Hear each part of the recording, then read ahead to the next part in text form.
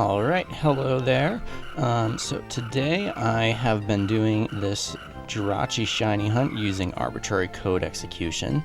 So I'm just going to talk a little bit about how this works. I did actually record a demonstration, but I screwed up the audio, and then I'm not a YouTuber. I'm not going to the effort for it. Alright, anyway, so essentially how this works, and I'll include a link to a more in-depth tutorial by Papa Hefe. It's a very good video if you haven't seen it. Essentially what you want to do to get this to work is you'll want to set up something called the mail glitch. Essentially what that is you'll want to go into a double battle with Mr. Mime and Farfetch'd. Mr. Mime should know knockoff and should be holding a mail with any message on it, doesn't really matter.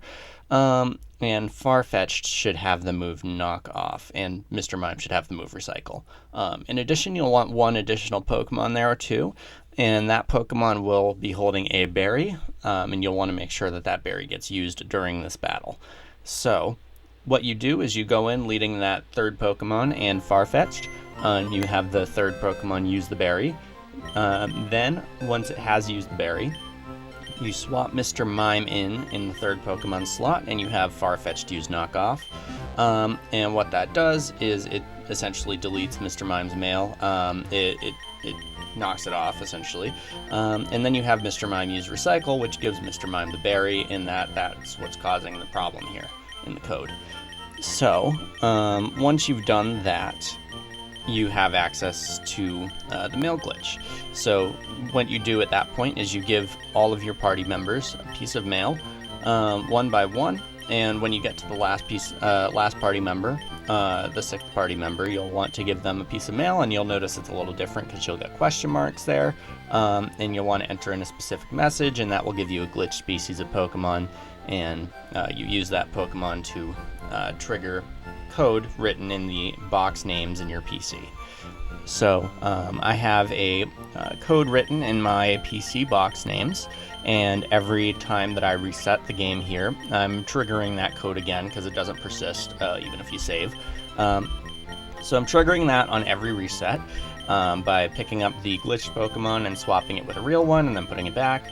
So I'm triggering that, and what that does is that makes this NPC that I'm staring at here give you a Jirachi every time that you talk to him. You can do this with any Pokemon species. I chose Jirachi because I don't have time to do the channel or the bonus disc hunt before Pokemon Bank shuts down, whenever that's happening.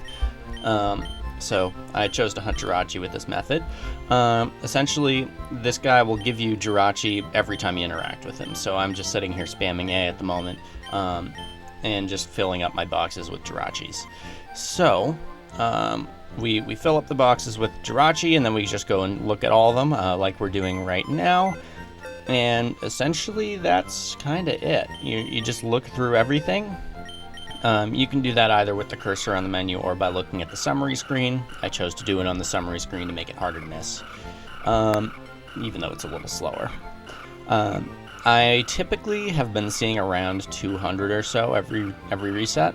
I spam the A button for about a minute or two on the old man, and I typically stop at a point where, on my console at least, it actually started slowing down a little bit when I was doing that. So it gave me an indicator on when my boxes were starting to get a little bit fuller. So here, I'm just looking through all the Jirachi, hoping to find a shiny one. And yeah, so I mean, that's pretty much it. It's a pretty simple hunt. It's just the setup is a little tedious, but all things considered for a glitch hunt, it's not all that bad. So again, I'll have a link to Papa Hefe's tutorial on how to set up arbitrary code in the description. I'll also have a link to the website that actually generates the codes for you, because there's a website that generates the code that you'll need for any given Pokemon or any given thing that you want to do with them. I am actually going to let the hunt play in its entirety here, just because I don't believe it's been documented at this point in time, so I just want to make sure that I have all the footage here. So even though I do go about it a little slowly because I was watching something. In addition, I will say, honestly, the hunt wasn't too bad. I started it less than a week ago, pretty much as soon as I saw the video drop. Again, 200 or so per reset. It's really not all that bad. It's like a turbocharged version of the Aber Hunt in the Game Corner. So, I mean, you can get shinies really fast with this. It does kind of devalue that a little bit if that's something that's important to you, but I mean, for me, it's just a way that I'm actually able to get this in a more accessible manner while it's still a proper shiny hunt.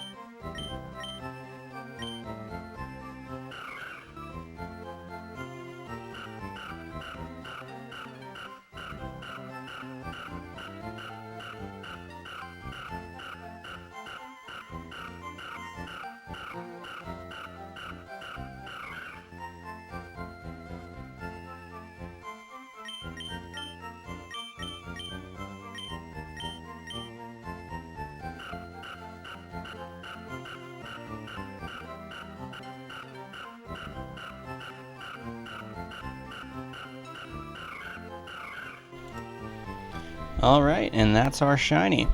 Okay, so I'm just also going to end up showing it off in battle here. I'm going to cut to the point where I have actually released all the Jirachi here.